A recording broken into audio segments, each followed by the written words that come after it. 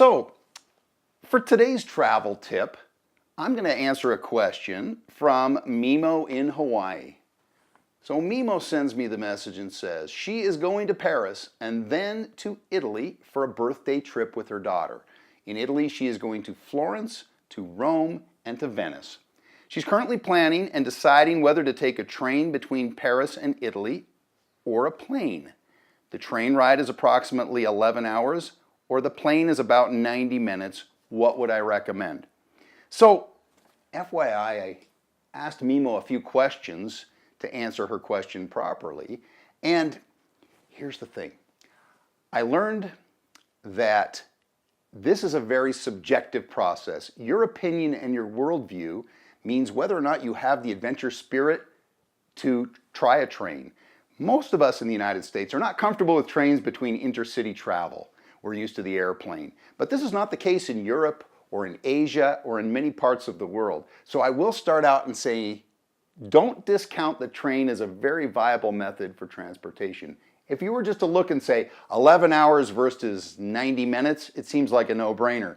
But when you factor in security, checkpoints, and shuttling to the airport, and the noise of leaving the airport and finding your hotel, sometimes the train is a very viable option.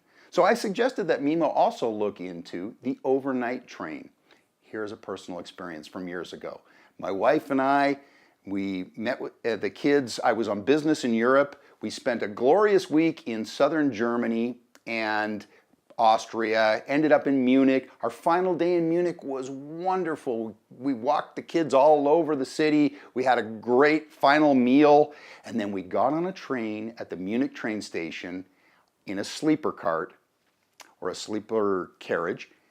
We went to sleep because everybody was tired. And we woke up the next morning, approximately 11 hours later, at the Santa Maria Novella train station in Florence. And it was glorious.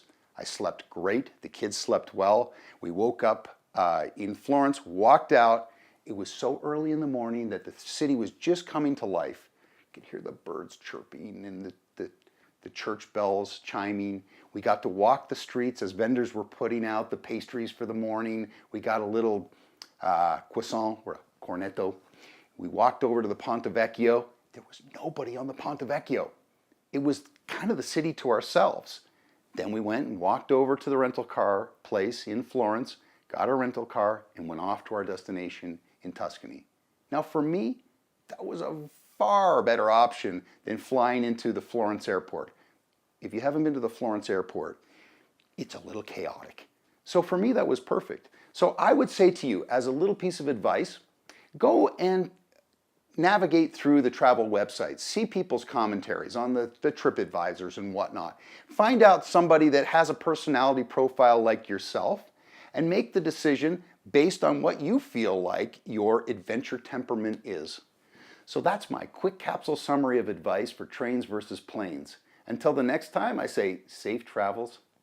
Ciao.